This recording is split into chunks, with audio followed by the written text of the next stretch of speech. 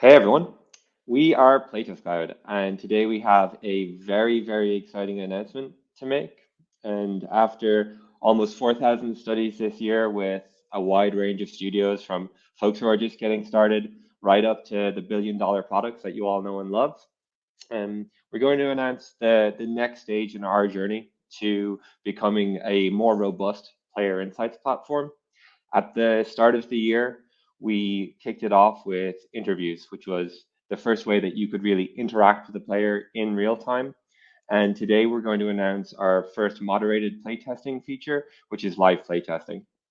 And we're immensely proud of this, and we're really looking forward to showing you off the product today, how it works, and it's a huge day for us. Rohan, if you want to take it from here, we'll get going on some customer feedback that we got and how we got to this point in our journey. All right, thank you so much, Jack. Yeah, it's been a long journey to get to where we are right now, and I'm also very excited to get this out in people's hands and get them to use it.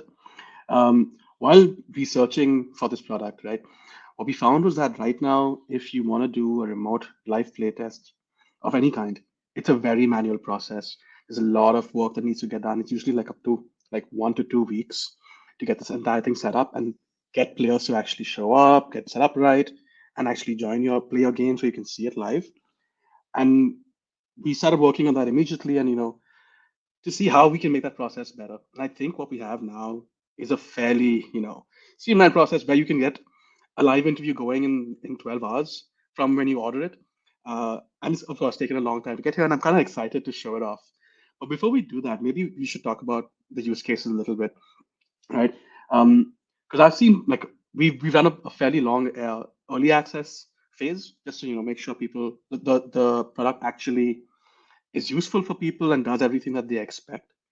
And I've seen people use it across the development phases, right? So if they're in early discovery phase, just trying to speak to players about the games they're currently playing, see them play a little bit. I've seen people use live playtesting like that. I've also seen people use it for competitor research. So, hey, you currently play this game. Can I see you play a little bit? And then talk about their preferences and experiences. Um, Maybe you can talk a little bit about, for games that are actually in development, how that seems to work right now. Yeah, for sure. So for games in development, we've seen a lot of people have people actually test two games. So they'll have people, which is an example that we'll actually show off a little bit later, where you can like very seamlessly swap from one to the other. And we've also seen a lot of people do this for multi-day studies, where the first day like for a part of the player panel will be done, and then they'll go on to do like a couple of days of unmoderated studies. The really cool thing about this is it really shows how complementary the two features are. And we're really excited to get this into the hands of even more game developers to see the wild and wacky ways that they end up using it. Yeah, I think so. You touched upon a very important point that it's a lot about also mixing and matching with the existing playtest types that we offer. So, for example, you can do an unmoderated playtest, what we usually call single session playtest with a certain number of players, and then let's say, hey, actually, this player, their opinion and their play style is actually interesting for me, and then choose to do a live playtest with just 1 or 2 players, and that's something you can automatically do with the platform right now, but also something we support and really lets you dig deep into, hey, why are players playing a particular way? Why do they feel a particular way as they're interacting with your game? Yeah. And what's really important to mention here with this one is this is helping researchers, people who work in research operations, and folks who don't have a research team as well, because we're handling so much of the logistical side of this, right? Everything from scheduling, backups, having the players test their microphone and camera before the actual session starts. The player downloads the build before the session starts. It's really a comprehensive package to make sure that people are spending the most time doing research and analyzing results as opposed to, yeah, that more logistical part that we can really help handle with the technology. Yeah, that what you mentioned there is actually one of the things that stood out to me while I was researching this product. So, for example, one thing that something someone mentioned was that usually when it's a live playtest of this sort, the first 10 to 15 minutes is just spent in getting the player to get their mic ready, get them to install the game, and you're doing this remotely across a video call. So that can be, as difficult as you can imagine it being. But then, yeah, we've really worked hard to make sure that that's a much smoother process when you're Yeah, playtesting through Playtest Cloud. absolutely. Well, why don't we hop onto Playtest Cloud, hop onto the platform, and have a little look at stuff right now. Yeah, I'm excited for this one. All right, so I'm gonna start sharing my screen. All right, to show you how the entire live playtesting feature works on Playtest Cloud, what I want to do is, start from the absolute start on how do you set up a live playtest, and then move on to how do you manage it and actually running a live playtest session, right? So the first step, obviously, is you want to order your live playtest, and when you're doing that, you will see that some of the order form is familiar to other playtest types, right? So to start things off, what we still require you to do is give us which game you'll be testing, give it a custom name so it's easier for you to find it. Then a new section versus what if you used the interviews product before is the upload your game section. So for live players, of course, we want the player to play a game. So here, what we ask you to do is upload a build, and all the usual build types that we offer are also supported here. So you can upload an APK, you can upload a browser build. If you're on iOS, you can upload test flight builds, and so on. So if touch rendering is important to you, so you want to see where the player is touching the screen, that's available when you upload an APK build, or if it's an in-browser test. So this could be a prototype test through a tool like Figma or Adobe XD, Protopi. Sorry, that's always a little bit of a mouthful for me. Or any other browser test. Those in those tests, you will be able to see the touches, or an APK build, like I mentioned before. For builds that are from the App Store or the Play Store, touches won't be visible. So based on how important touch recording is for your playtest, you want to choose the build type that you use, right? After uploading the build, most of the rest of the order setup is very similar to what you're used to. We ask you for how many players you want to have in the live session, how long the sessions will be, set up your target audience. So again, you have all the typical options here. You can choose your own players. You can pick with specific targeting where you target by age, gender, games they like or don't like. You can even pick from players from previous playtests. There's a new feature here, new in the sense that we launched this sometime this year. You can also add a custom screener here, a screener that you'd like. So you can that way pick the players that you want in your playtest, either manually or automatically. All right. And then the most important section, of course, other than your build, is when can you do these live sessions? So we ask you for your availability, and you'll see one slight peculiarity here where, if you, for the eagle-eyed observers, I picked one player, but we're asking for 2 time slots. The reason we do that is, in case there's a cancellation that you need to make, or if the player needs to cancel for any such scenario, right? There could be a reschedule or something else. We at least have a couple of backup slots available where we can still conduct the live sessions and everything runs smoothly. Um, the only caveat here is the first time slot has to be at least 12 hours from the time that you order the playtest, right? That's just so that we can find the player and schedule them for the live session, right? But that's already a big, typically these kinds of playtests uh, outside Playtest Cloud probably take weeks to set up, but here on Playtest Cloud, you can set that up immediately and have the first live session within 12 hours as well. Not within, but after 12 hours. Sorry about that. All right. The rest of the order form is fairly similar. So you can add a custom briefing. Another new feature that we introduced this year was the uh, AI powered analysis. And if you haven't checked that out, you definitely should. It's a great feature. And if you have a custom request, you can add that as well.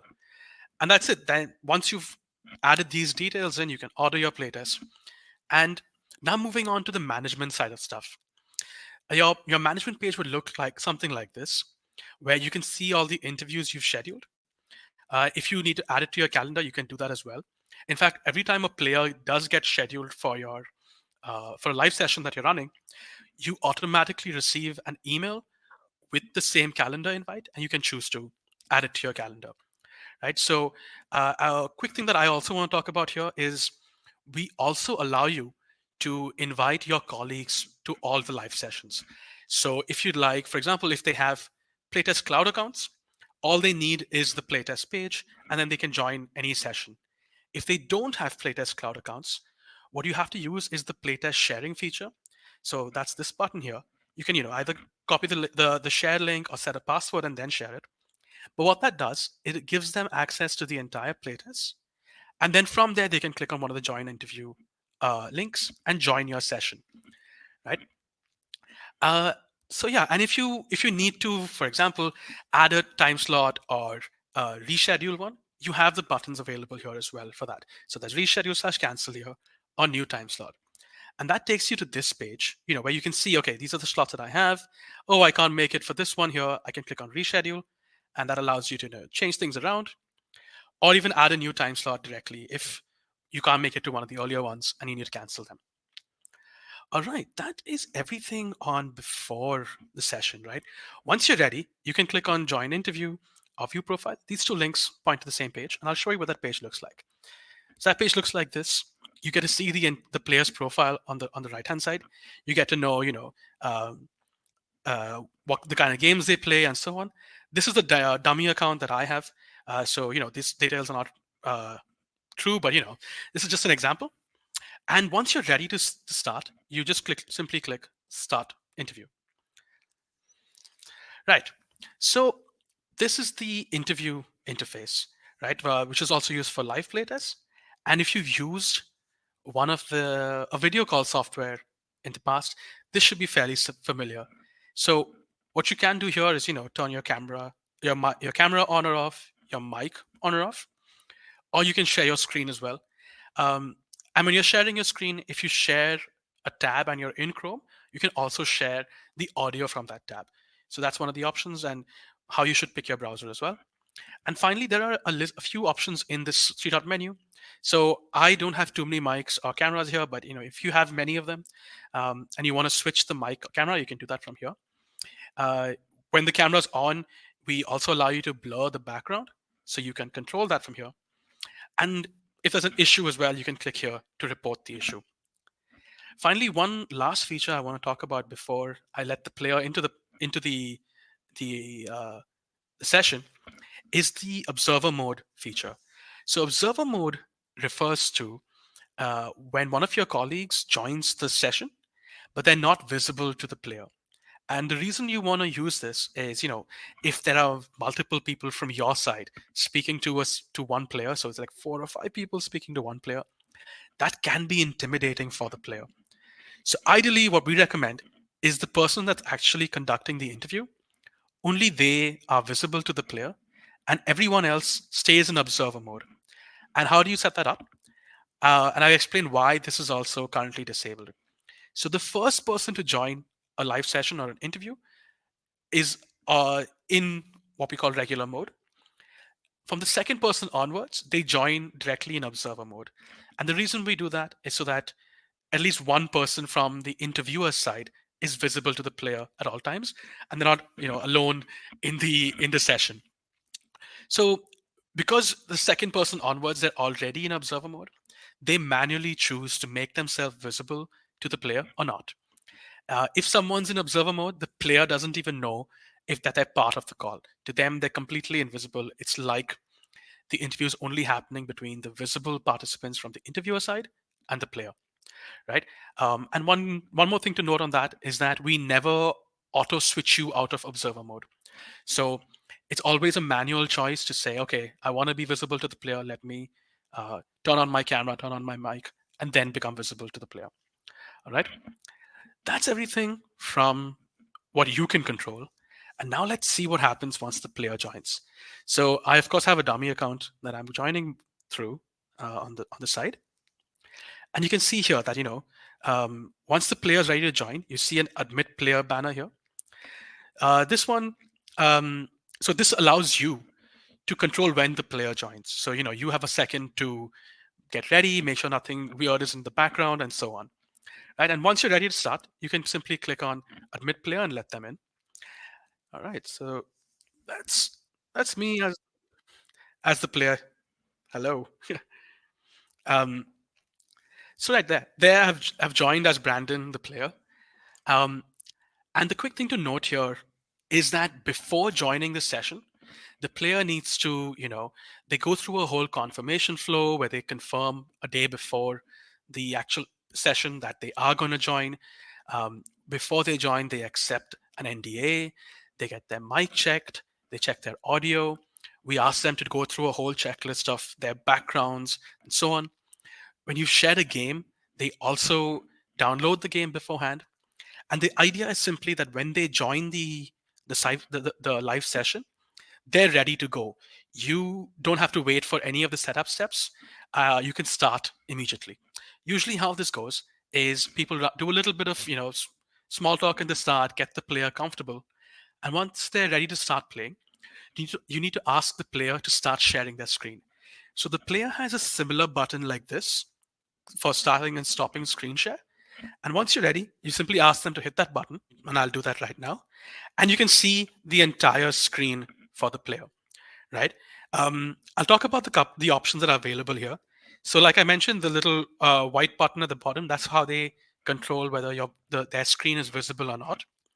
And then, if, for example, your live session for the live session, you want to hear the in-game audio, you can ask them to toggle, share device audio on or off.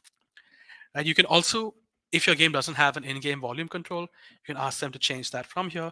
And this one's important, in case the player's having a difficult time hearing you, you can ask them to control it from here.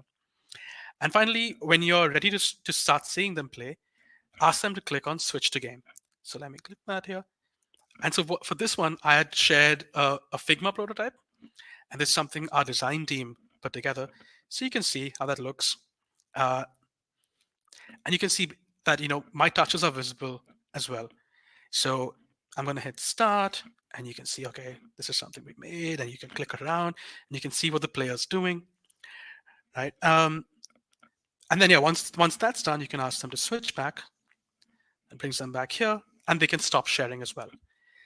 Now for this playtest, um, I also want to show you that you can see the entire screen. So we can also do a combination of things, right? So if you, for example, want them to see a little bit of a prototype and then switch to another game, you can set that up as well. So yeah, you can see my screen as I play a game as well. Um, so what I want to show you here is that our screen share isn't just quite simply a screen share for the player. It's specially made for games so that you can see the entire screen, see the animations on the screen, and it feels like you're watching the player in person by standing behind them. And I'm trying to multitask here and make sure I don't mess up while playing. But yeah, as you can see, you can see everything I'm doing. It's not um, choppy as the video goes, and you can see everything I'm doing. Like, of course, touches aren't visible because this is the Play Store version of the game, but you can see me play and follow along with everything I'm doing. I've now switched out of the game and come back to the app, and you can see again, the Brandon's name is visible here. You see my screen, and I can stop sharing once I'm ready. So yeah, that's everything. The last thing to mention is is when you're ready to end the call, you simply hit end call. If you had shared an APK, what happens once you end the call is that the player loses access to the APK as well. So you definitely want to hit end call, end meeting for everyone, and that kicks everyone out and ends the session for them. Right. So let me do that here, and that's it. That's everything about live playtesting. It really opens up a lot of opportunities, and I think we're going to discuss that a little more in detail now. Welcome back. Awesome. Cool, great stuff, Rohan. Yeah, what I really like with that is how seamless it is for the player, and especially for like the researcher or the person conducting the playtest on the other side, how it's also so simple for them, right? As we've kind of harkered to a couple of times, us handling all of that operational side of things is really a boon to all teams to enable them to get more research done. Exactly. We want you to focus on the research side. Let us handle all the background work, and yeah, just make sure you get Yeah. the insights. So to recap, today we are very excited to have launched our first fully moderated playtesting feature on our Player Insights platform. And a couple of quick highlights from it are that we're going to handle all of the scheduling for all of the players. We're going to handle all of the video recording and uploading. This is built from the ground up for gaming, and we do have promotional pricing and availability available at the start of next year. It is available from today, and we can't wait to see you use it.